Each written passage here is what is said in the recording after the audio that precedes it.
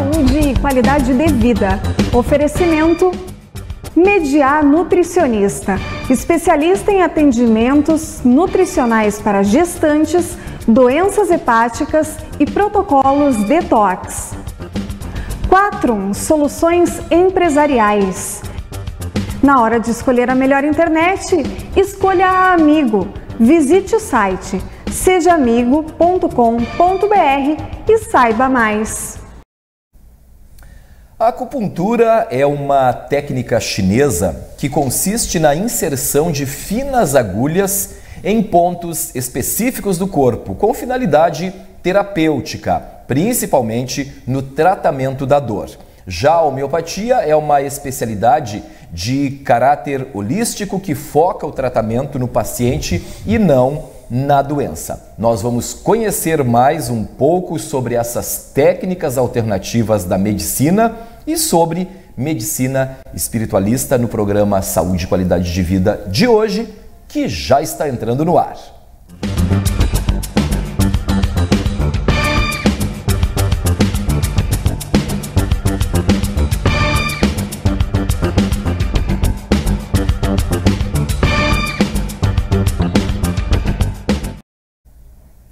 Olá, sejam todos muito bem-vindos a mais esta edição do programa Saúde e Qualidade de Vida. E hoje nós vamos falar sobre o tema do nosso programa, que é sobre acupuntura, também homeopatia. Para tanto, nós estamos recebendo aqui em nossos estúdios nosso convidado, o médico homeopata e acupunturista, Dr. Adair Marques. Dr. Adair, muito obrigado em tê-lo conosco, muito obrigado por ter aceito o nosso convite para estar aqui conosco no Saúde e Qualidade de Vida. Godoy, seja bem-vindo. É um prazer estar aqui contigo nesse teu programa. Que bom, doutor. Prazer é nosso. Vamos começar então falando sobre o tema de hoje. Então, eu já gostaria de lhe perguntar aí para ficar já bem claro para o nosso telespectador, para o nosso internauta, para quem nos acompanha, para o senhor existe relação da medicina com a espiritualidade, doutor? Bom, eu já encurto a conversa dizendo, eu sou espírita. Sim. Então esse tema, espiritualidade, está muito ligado ao nosso trabalho e ao nosso estudo. Não tem como negar, Godoy, que a espiritualidade tem tudo a ver com a medicina, com a doença e com a saúde. Então nós entendemos que nós somos um espírito ocupando temporariamente este corpo material como um instrumento de manifestação nesse mundo material. E hoje não tem mais como negar a importância da espiritualidade no tratamento e na prevenção das doenças. E que antes não era assim, né, doutor? Dá para se dizer, né? Olha, assim, há muito tempo atrás era assim. Houve uma época, sabe, Godoy, em que os médicos eram também os sacerdotes. Então eles tratavam esses dois aspectos do nosso ser. O então já vem meio que caminhando junto desde lá. Desde muito tempo era assim. Mas foi no século XVII, com o René Descartes, que houve essa separação. Foi ele que criou o modelo chamado mecanicista ou materialista, separando então o que era atribuição do médico como doenças do corpo e atribuições da alma como coisas a serem tratadas pelo sacerdote. Ficava assim separado esses dois aspectos do nosso ser. E assim evoluiu desde o século XVII até os últimos tempos. Então o modelo materialista, mecanicista começou naquela época. Mas hoje está havendo uma tendência a juntar esses dois aspectos.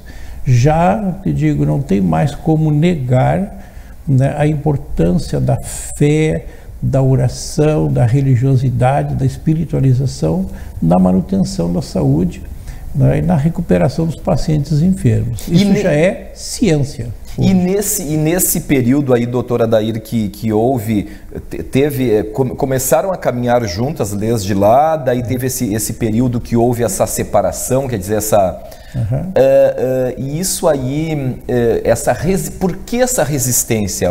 Houve uma resistência com relação a unir novamente, né, esses dois temas? Aquela separação porque havia muito conflito no século XVII entre a medicina, que era muito rudimentar ainda, e a religião muito dogmática na época, e que por qualquer coisa o sujeito ia para a fogueira.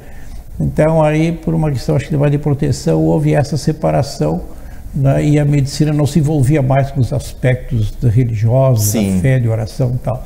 Né, o que foi, me parece, providencial na época, porque então permitiu que a medicina evoluísse livre das amarras de religiões dogmáticas, da forma como nós a conhecemos hoje, altamente tecnológica, fortemente resolutiva para os aspectos do nosso corpo, né? Mas hoje nós entendemos que nós não somos só esse corpo que adoece, nós temos um lado muito maior, e que o corpo é apenas a ponta do iceberg. A maior parte do nosso ser nós não vemos, é o nosso lado energético, o nosso lado espiritual, que agora nós entendemos que deve ser tratado e cuidado, né, não apenas do corpo físico. Uhum. E a gente nota que agora novamente já estão caminhando juntos, né? Mas já de um certo tempo para cá, né, doutor? Sim, não é tão recente, não é tão recente. Isso aí já vem acontecendo, já faz né? muito tempo. A resistência foi até um certo momento, né? Isso, depois agora já está. Hoje praticamente ninguém mais duvida da importância da fé, da oração na recuperação da saúde. Desde os trabalhos pioneiros do Harold Koenig na Universidade de Duke, nos Estados Unidos, ele mostrou estatisticamente, matematicamente, a importância da oração, da intercessão religiosa na recuperação da saúde dos pacientes gravemente enfermos, ou pacientes operados de cirurgias grandes de coração. Tanto é que hoje... E apareciam os resultados. Os resultados, estatisticamente, havia diferença entre os pacientes que recebiam orações pela sua rápida recuperação e aqueles que não recebiam. Então havia uma diferença no processo evolutivo na recuperação da saúde. Tanto é que hoje os cardiologistas são os que mais entenderam esse aspecto, e eles já têm inclusive protocolos na entrevista com o paciente para saber da sua fé, da sua religiosidade, se vai na igreja, se tem alguma uma religião, né, se preocupa com o cuidado com as outras pessoas, porque isso interfere na evolução das suas doenças. Então ficou comprovado que os pacientes que têm fé, que têm oração, que rezam espiritualizados, né, têm pressão mais equilibrada, têm o coração funcionando melhor, têm maiores riscos de morte por infarto, e assim vai. Pois eu ia comentar agora, o senhor falou da diferença daqueles que não recebiam, né, a oração, ou que até recebiam, mas não tinham fé suficiente, né, e aí entra muito a fé, né, doutor? Acho que a fé é importante, né, na nossa vida. E isto, te digo mais, a questão da fé, da religiosidade não interfere apenas no paciente. O médico também sofre interferência na sua atividade conforme a sua espiritualização e as suas crenças. Então ele vai atuar no paciente, né, motivado pela sua fé, pela sua religiosidade. Pela sua crença, pela sua crença. Aquilo que ele acredita, né? Que ele... Quando tu estava falando sobre o aspecto de o que é espiritualidade, o que é doença do corpo, eu te digo assim, para simplificar e resumir várias das questões relativas à nossa entrevista. Nós entendemos que a doença evolui em 3 níveis. Então, o nível mais alto é o nível mental, quer dizer, está na mente do espírito. Tá, o nível mental. Depois o nível energético, que é vibratório, e depois o nível físico. O corpo. Então, nós entendemos que as doenças todas começam a nível mental, a partir dos nossos sentimentos e emoções.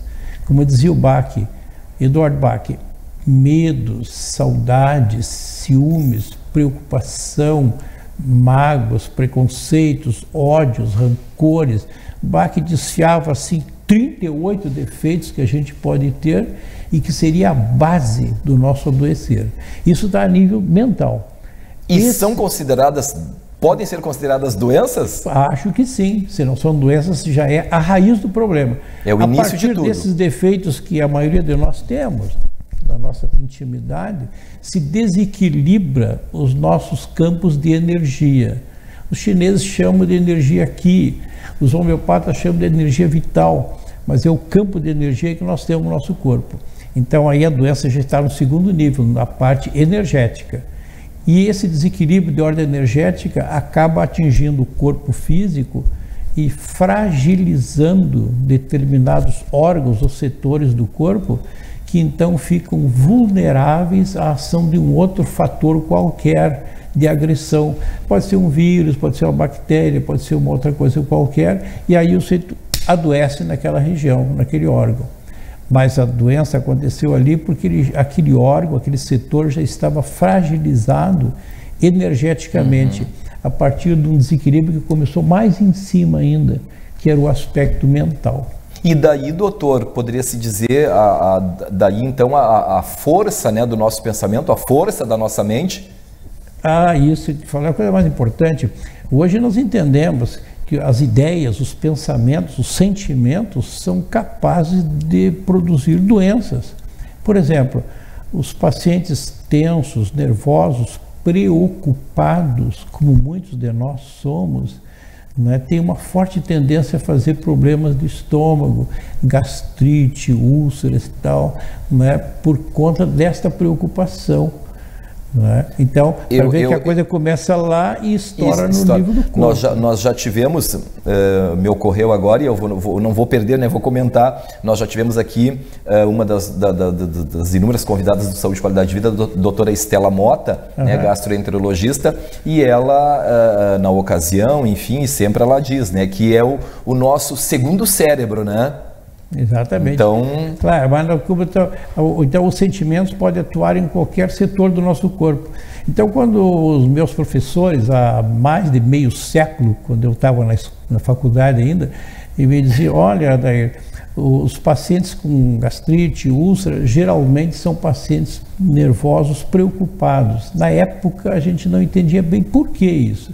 Hoje, estudando medicina tradicional chinesa, eu entendo por quê. Está escrito lá nos livros clássicos de medicina chinesa de mais de 5.000 anos atrás, 5.000 anos atrás, né, escrito com todas as letras. Os sentimentos interferem na energia que circula nos meridianos de acupuntura no corpo. E a preocupação debilita a energia que circula no meridiano do estômago.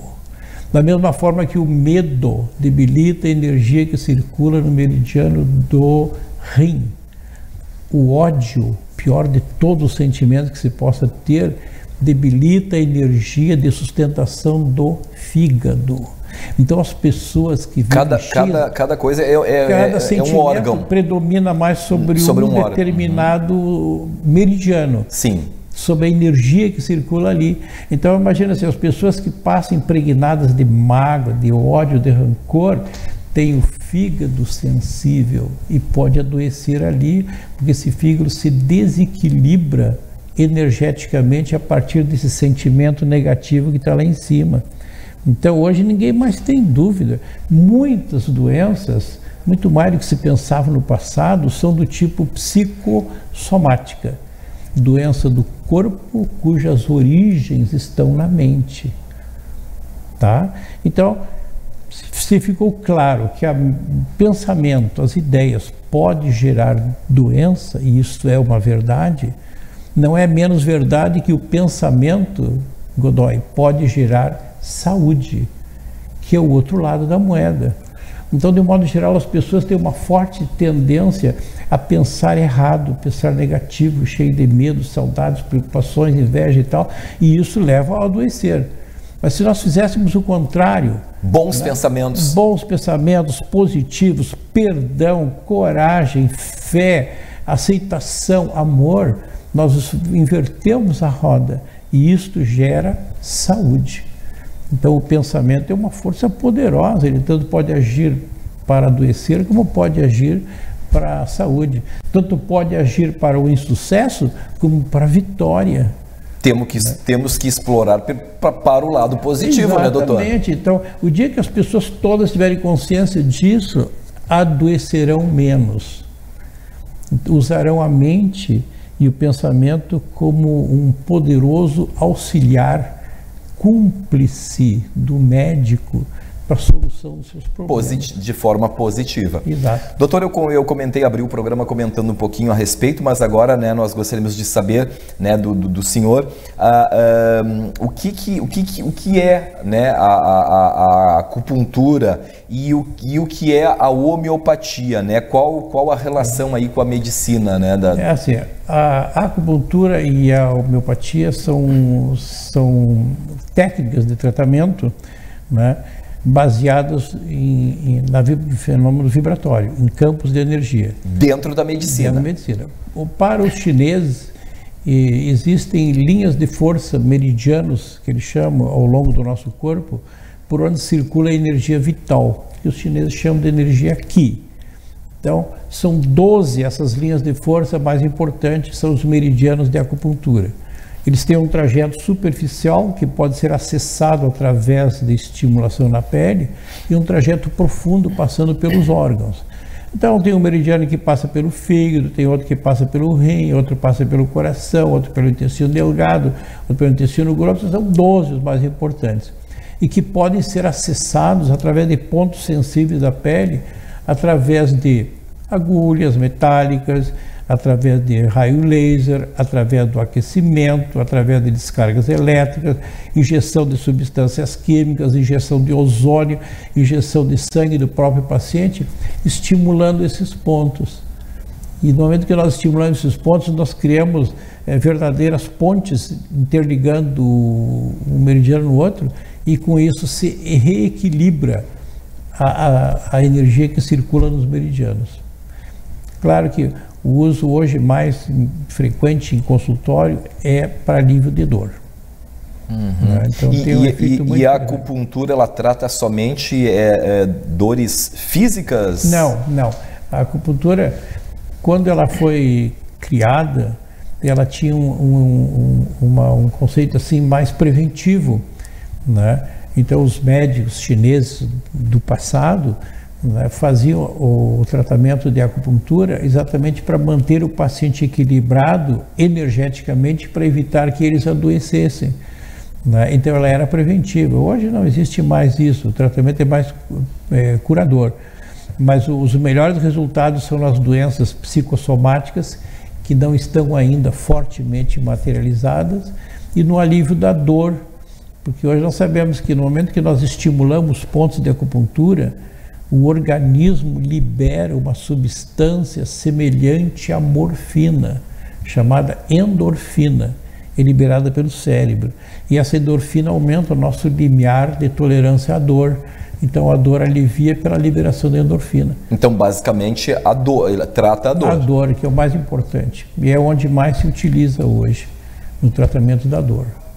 A homeopatia já é um mecanismo um pouco diferente. Era o que eu ia lhe perguntar agora, que doenças que ela... A homeopatia trabalha também a nível vibratório, trabalha a nível de energia vital, e ela pode ser utilizada para tratar qualquer coisa, tanto as doenças que são assim funcionais, como também doenças orgânicas já estabelecidas. Só que o conceito de homeopatia é completamente diferente do conceito de alopatia, né? Por exemplo, quando tu vai tratar alopaticamente alguém da medicina convencional, nós usamos sempre alguma coisa que tenha um efeito contrário à doença que o paciente tem. Então ele tem uma inflamação, eu uso um anti-inflamatório. Ele tem uma cólica, eu uso um anti-espasmódico. Ele tem uma alergia, eu uso um anti-alérgico. Ele tem uma infecção, eu uso um antibiótico, entendeu? É ao contrário, a alopatia, ao contrário da doença. A homeopatia não, o nome homeopatia significa semelhante à doença. Mas como semelhante à doença? Daí não vai tratar? Pois é, essa é o centro, o cerne da homeopatia, que foi muito bem demonstrado pelo Samuel Hahnemann, que é o criador da homeopatia. Então ele mostrou assim, ó, se uma substância em altas concentrações, dada para uma pessoa sadia, desencadeia nela determinado grupo de sinais e sintomas, Se eu encontrar um paciente que tenha esses mesmos sintomas, aquela substância pode ser utilizada no tratamento. Então ele diz assim, toda substância tem um efeito primário e um secundário. Em altas concentrações, ela pode provocar, digamos, um lacrimejamento. Em diluições muito pequenas, dinamizada e diluída, ela pode ser usada para tratar o lacrimejamento. Vou dar um exemplo. Se tu está lá cozinhando, Godoy, e a esposa não está aguentada de fazer isso aí, ela pede, Godoy, tu que tem paciência, vai lá e descasca e corta cebola para mim. Sim. E aí ele está lá cortando cebola, daqui a pouco o Godoy está chorando, está fugando, está ardendo os olhos, está coçando o nariz, espirrando. Aí chega alguém, o que houve, Godoy? Está resfriado? Está espirrando, está tossindo, está lacrimejando? Não, eu estou descascando cebola. Estou cortando cebola. Tudo bem. Cebola provoca um monte de sinais e sintomas que se assemelha muito ao resfriado, à rinite. Daí que cebola, em latim nós chamamos de allium cepa, diluído e dinamizado, pode ser utilizado, né, para se contrapor aos sintomas do resfriado. E com isso reequilibra energeticamente o organismo e ajuda a tratar o resfriado. Porque o resfriado lembra muito o efeito da cebola. É bem interessante. Esse é o princípio da homeopatia, a lei dos semelhantes, que é a base de toda a homeopatia. E o tratamento, o tradicional ali, o convencional, é como o senhor explicou, sempre é o contrário. Ao contrário. Então, um remédio para secar o nariz, outro remédio que é o antialérgico, tu entende? Então, esse é o efeito. As duas vão funcionar, né? Acredito que sim. Funciona a medicina assim. Só que são duas maneiras diferentes de atuar, né? Uma age sobre a energia vital e a outra age sobre o corpo físico. E uma não exclui a outra. Isso que é importante. Podem ser usadas juntas. Pode, eu acredito que pode, não tem problema. Vamos dar um exemplo assim bem nítido.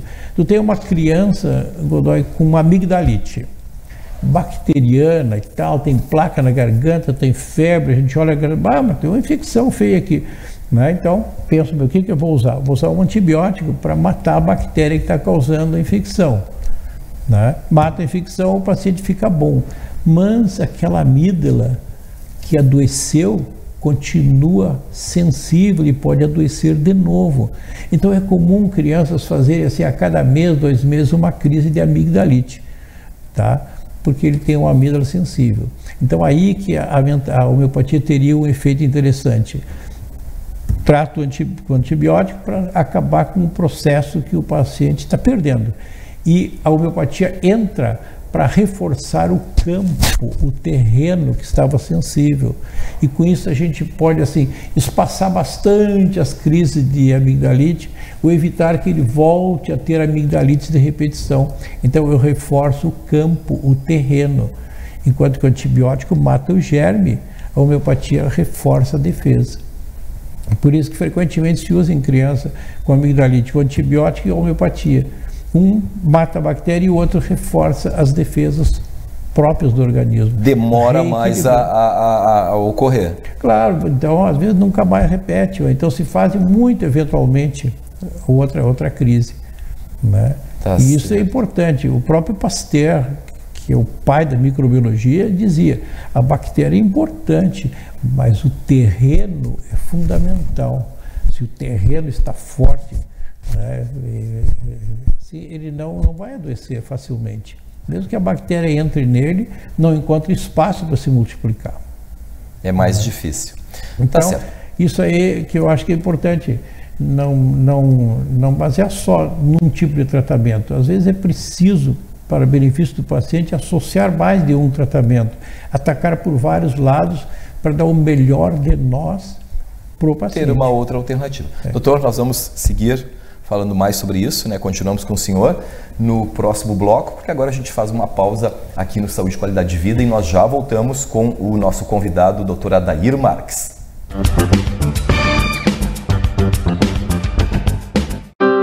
Triste, angustiado, cheio de problemas e sem ninguém para conversar. Então diz que 188.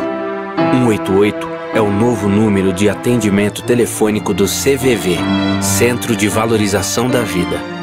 De orelhão, celular ou telefone fixo, a ligação é gratuita e funciona 24 horas todos os dias.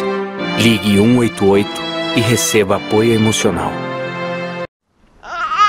As pessoas não acreditam, né? Você amar e deixar ir, mas é possível. A gente vive isso.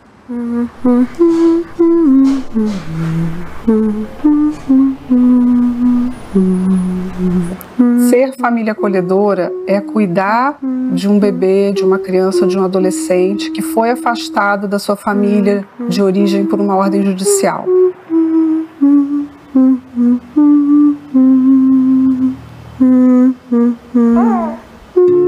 Quando a criança é acolhida, a gente já se apresenta como família acolhedora, explica para ela que ela foi acolhida porque o pai e a mãe não puderam cuidar dela naquele momento e que eles vão ser cuidados e que nesse meio tempo nós vamos cuidar dela com todo carinho, respeitando muito a história de vida dela.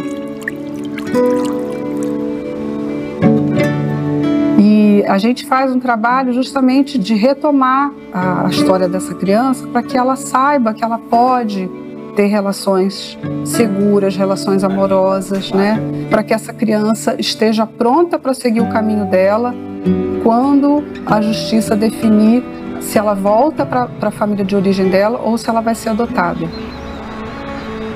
E já já vai chegar a hora de você ir para sua família do pra sempre, tá bom, linda? Eu acho que a gente tem que se abrir para entender que é possível fazer esse trabalho, que a gente precisa que a comunidade ela se sinta afetada, ela se sinta motivada e mobilizada a ser rede.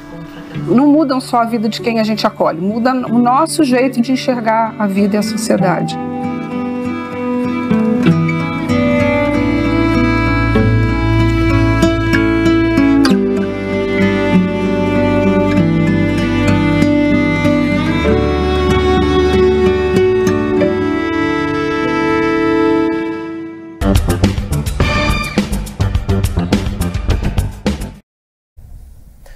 Nós estamos de volta com este segundo bloco do Saúde e Qualidade de Vida de hoje. Estamos recebendo o médico homeopata e acupunturista, Dr. Adair Marques, que está aqui conosco, respondendo, né, doutor, algumas dúvidas. E um dos questionamentos que eu queria lhe fazer ainda sobre a homeopatia, que o senhor falava no bloco anterior, dá para se dizer, doutor, que o senhor falava sobre a homeopatia, sobre os medicamentos, enfim, o tratamento tradicional, convencional. Dá para se dizer, doutor, que a homeopatia seria, digamos, entre aspas, menos agressiva para quem usa a homeopatia, opta como tratamento? Sim, dá para dizer, porque os efeitos colaterais da medicação alopática são mais frequentes e às vezes mais sérios que os da homeopatia. Em função da forma como são feitos, doutor? De um modo geral, a homeopatia não tem efeitos colaterais desagradáveis, sérios, importantes, como pode ter um tratamento alopático. Né? Isso é real. Né? E é por isso que em crianças, né, a gente prefere usar medicamentos homeopáticos, até porque as crianças respondem melhor aos tratamentos homeopáticos do que os velhos e os adultos. Não sei se depois de certa idade as pessoas vão ficando mais intoxicadas pela alimentação, pelo estilo de vida, tudo, eles respondem com mais dificuldade. As crianças respondem com mais presteza ao tratamento homeopático. Pelo fato de não terem ainda usado muito medicamento. Por tudo, até pelos próprios pensamentos, então eles respondem melhor. Assim como os animais, sabe? Os animais respondem muito bem ao tratamento homeopático. Não sei se eles são mais puros, né? São mais limpos, então eles respondem melhor. As crianças respondem melhor também do que os velhos, porque a homeopatia exige que o organismo reaja. Se o organismo não tem condições de reagir, não adianta.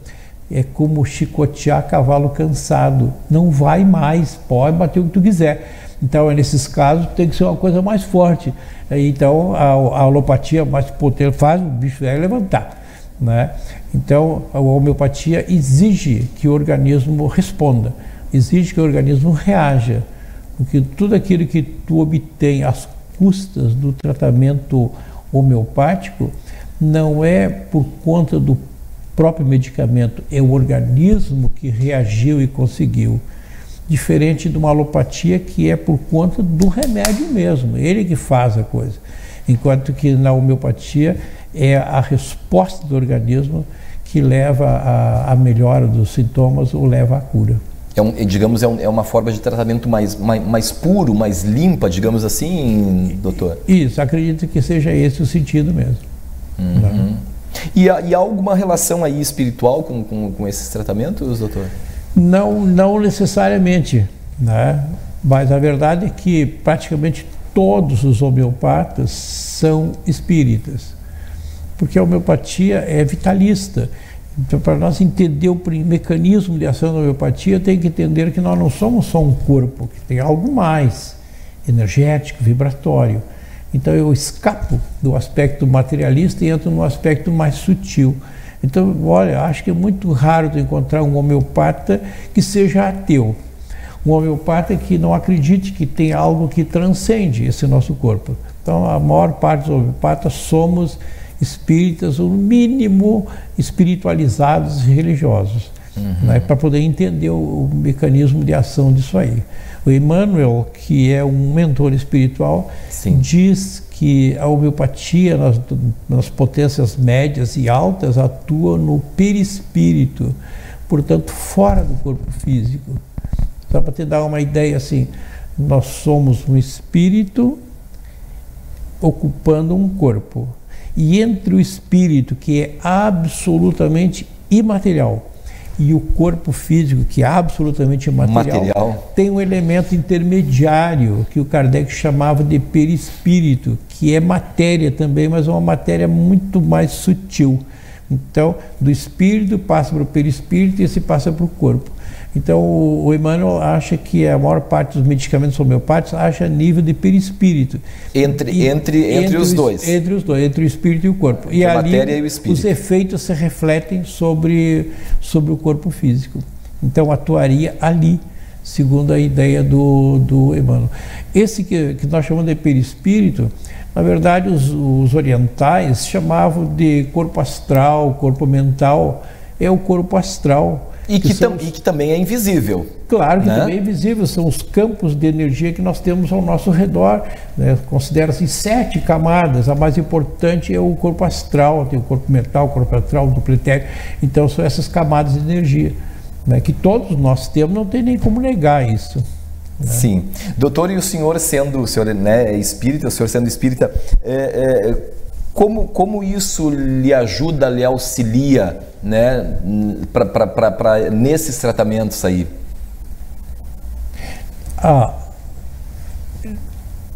Na verdade, tanto a alopatia como a homeopatia são ciências. A gente faz a prescrição, o tratamento baseado no estudo, no nosso conhecimento, né? Então, a espiritualidade em si não tem nada a ver com isso diretamente, mas muda também as nossas concepções, a maneira como nós vamos agir sobre o paciente, a nossa relação harmônica com o paciente tem a ver com a nossa espiritualização. Sim, isso ajuda. Como o senhor falou agora há pouco, né, que dificilmente tem um homeopata que não seja espírita ou que tenha pelo menos uma... Eu não sei se eu já conversei contigo sobre uma coisa que aconteceu comigo em consultório, que na época Godoy me deixou muito emocionado. Eu estava atendendo uma tarde e a paciente trouxe a ficha de uma paciente que vinha consultar pela primeira vez. É uma paciente jovem, 20 e poucos anos.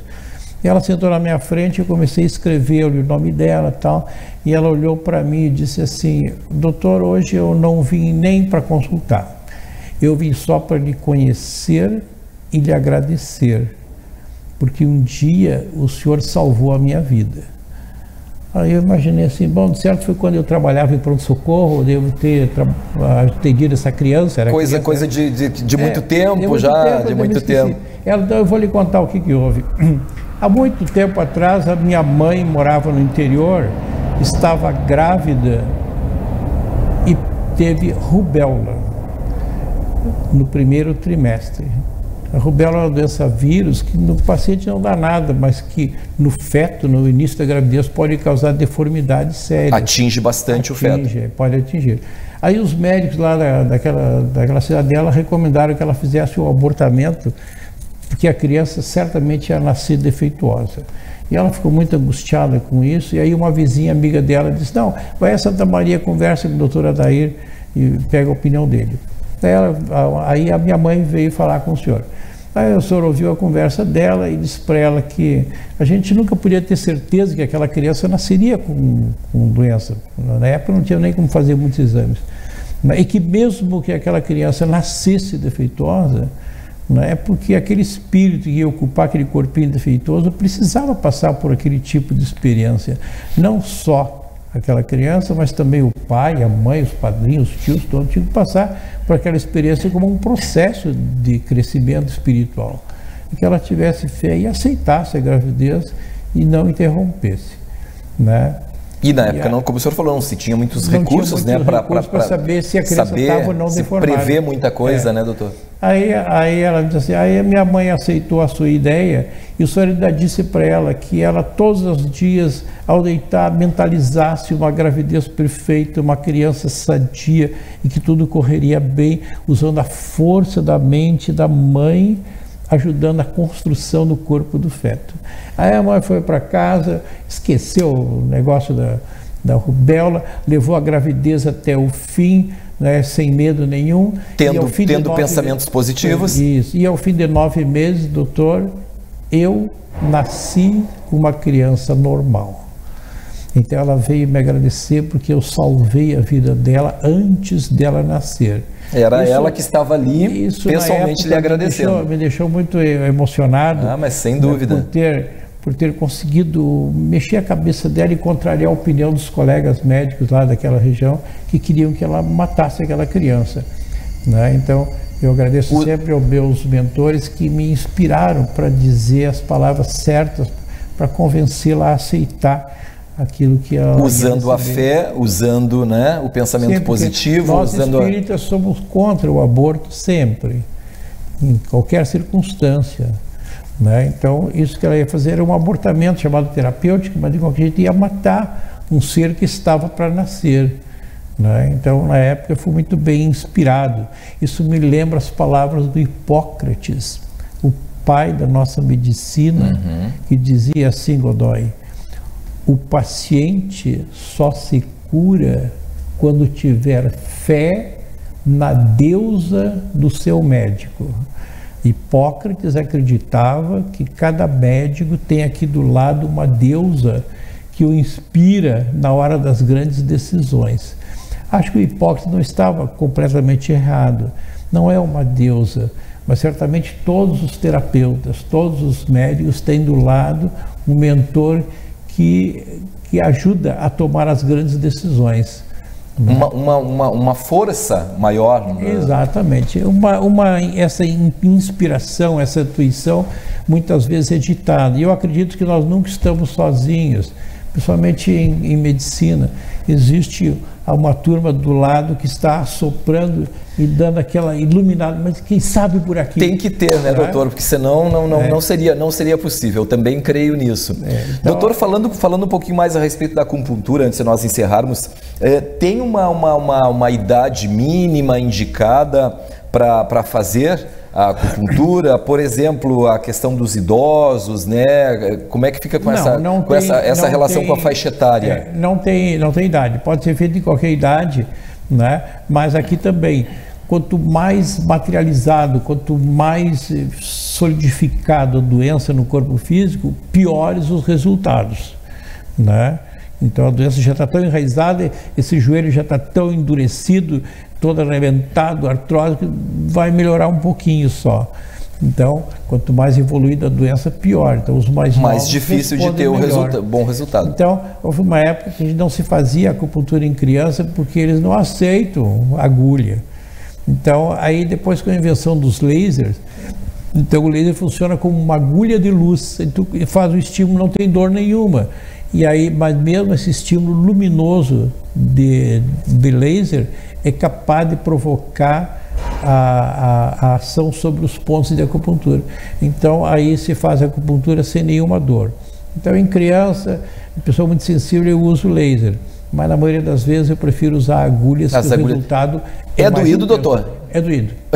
Dói um pouquinho, arde um pouquinho e tal, quando espeta, porque geralmente em cada ponto de acupuntura tem uma terminação nervosa, é como se espetasse num nervinho, então dá um choquezinho. Mas nada também insuportável.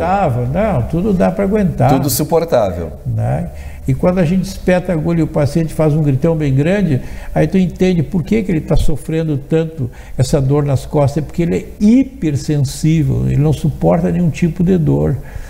Então, esse paciente aqui, se fosse numa outra pessoa qualquer, aquela dor que ele se queixa na sua coluna não seria tão intensa assim. Não seria tem pacientes que são muito sensíveis para dor. E esses têm dificuldade em aceitar o tratamento. Doutor, existem riscos?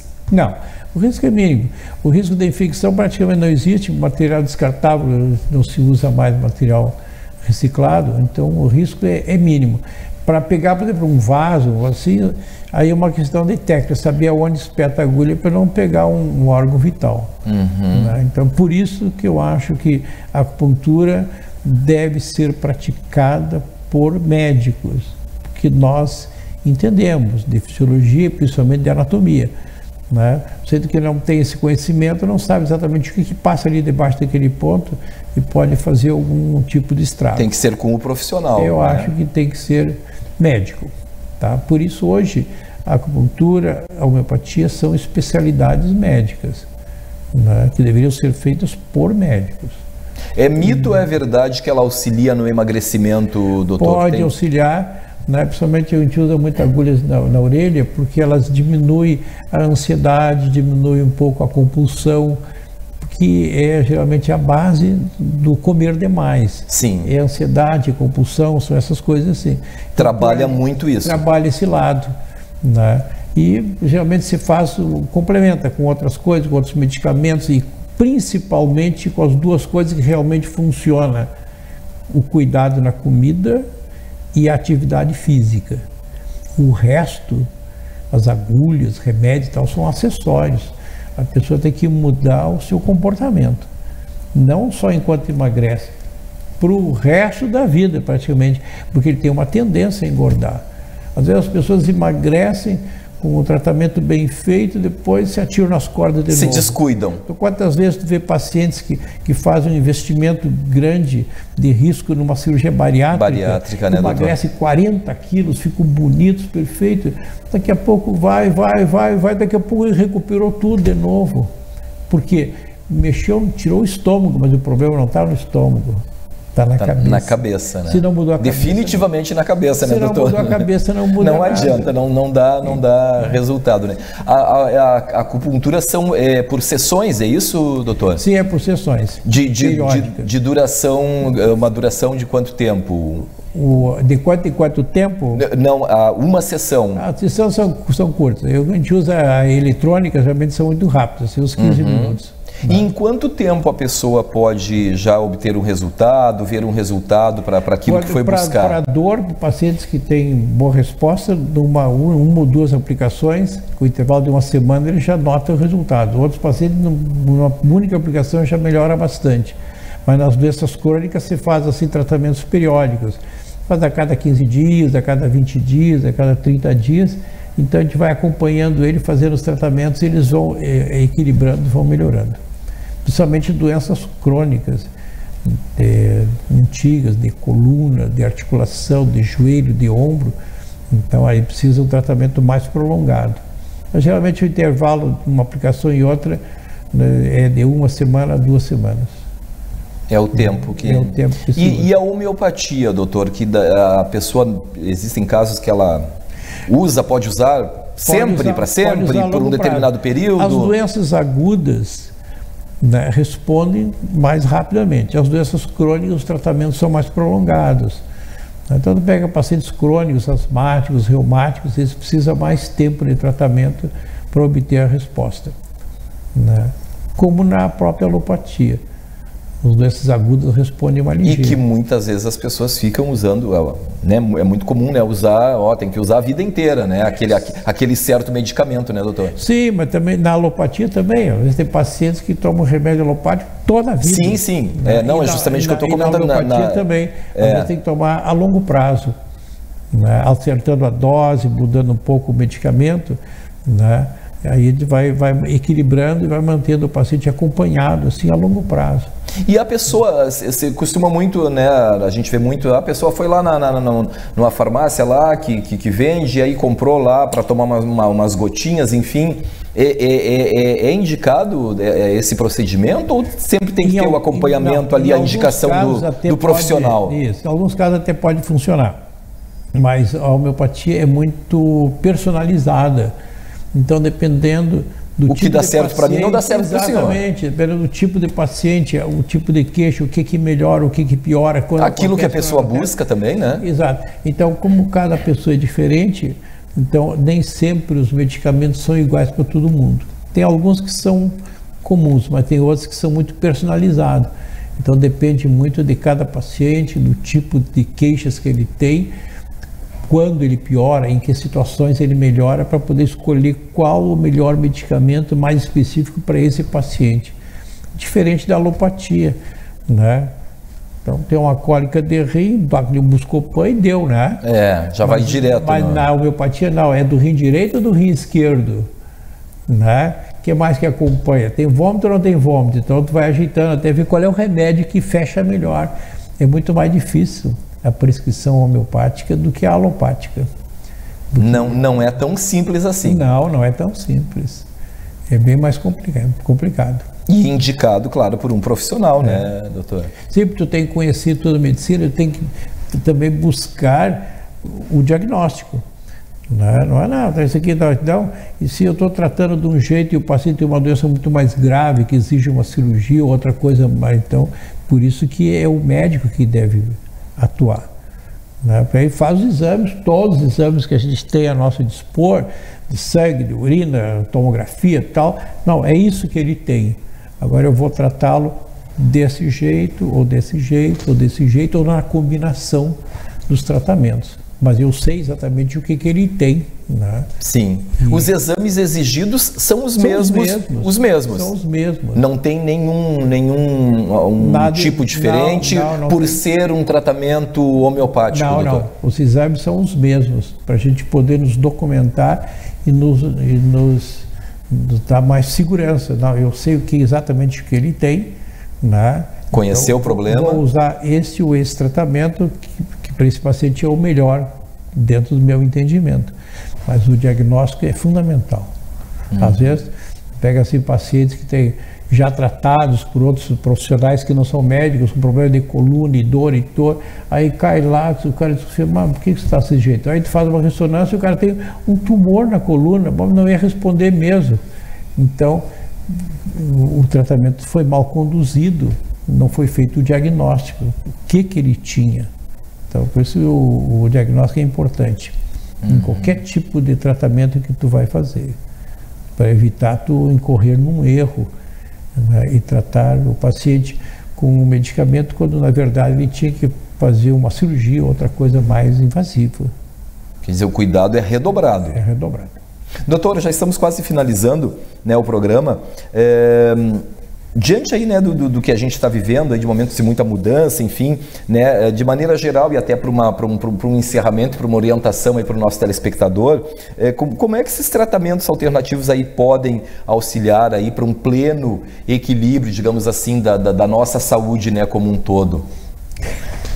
Olha, eu vou resumir assim, ó, Godoy, no fundo, nós somos o que nós pensamos e o que nós comemos, tá? É isso. Então, a questão do pensamento, as ideias, as emoções, os sentimentos, as condutas, né, é a base de tudo. E a alimentação também, uma alimentação correta, saudável, equilibrada ajuda a manter o corpo físico saudável. E as ideias, os pensamentos, os sentimentos, isso aí ajuda a manter a nossa parte energética, vibracional saudável. E aí então você vai ter um corpo equilibrado, saudável. Então, acho que essas duas coisas são mais importantes. Os remédios, os tratamentos, seja alopático, seja acupuntura, seja homeopatia, entra quando desequilibra. Se tu tem saúde perfeita, equilibrada, não precisava tomar nem fazer tratamento nenhum. Né? Para manter equilibrado é mais uma questão de ideias, de sentimentos, na parte alta, lá na nossa alma, e o corpo alimentado corretamente. Geralmente a gente pensa errado, pensa bobagem, guarda maus sentimentos e come incrivelmente mal. Só podemos adoecer. Ou de forma errada, né, doutor? De forma errada. Come as coisas que não pode, as coisas que não deve, né? E aí a gente acaba adoecendo. Mas é como o senhor falou desde o início, é a questão é aqui, né? É a cabeça, né, doutor? Que é o que comanda, né? Isso, olha, para encerrar em relação a esse nosso tema de homeopatia, acupuntura e tal, e floral, que antigamente se chamava medicinas alternativas, não se usa mais esse termo, elas são complementares, né? Então, parafraseando o Nilo Cairo, que é um homeopata brasileiro, eu digo que assim, o fanatismo por parte dos alopatas, dos acupunturistas, né, dos alopatas, é sinal de intransigência e falta de conhecimento, porque na verdade a medicina é uma só, né? Os tratamentos é que podem ser diferentes, né? E se a gente pudesse fazer o ataque em cima da doença por vários lados, a gente consegue um resultado melhor e mais rápido, com o menor sofrimento possível ao nosso paciente. Então, acho que o médico tem o direito de fazer os tratamentos do jeito que traga melhor benefício para o paciente. Se tiver que associar acupuntura com homeopatia, mais um tratamento alopático, faça, não vejo inconveniente nem erro nisso, desde que isso traga mais benefício e ajude na resolução ali do problema, né? E por isso que o senhor falou então que não se usa mais o termo tratamento alternativo e sim complementar. Até justamente pelo que o senhor comentou, né, que foi tratado agora há pouco, de que o senhor diz que pode tanto usar, né, o medicamento ali, o tradicional, o convencional, o alopático, junto com a homeopatia, né? É um complemento. De maneiras diferentes, né? E todos eles auxiliados pela fé do paciente, pela oração, pela espiritualidade do paciente. Então aí fecha o bloco todo, né? E ele pode obter o melhor resultado possível. E sem dúvida obtém, porque com tudo isso aí, com todo esse complemento, não tem como dar errado, né, doutor? Doutor, muito obrigado pela sua presença aqui no Saúde e Qualidade de Vida, né? Por esses importantes esclarecimentos aí, um tema, né, tão importante aí, tão abrangente quanto esse. Obrigado por ter vindo. Estou sempre às ordens, né, quando precisar de mim. Tá bem. Muito obrigado, doutor. Conversamos então com o médico homeopata e acupunturista, doutor Adair Marques, sobre acupuntura, homeopatia e também um pouco, né, da parte espiritual, né, que também muito importante sempre. Muito obrigado por ter estado conosco. Até o próximo Saúde e Qualidade de Vida.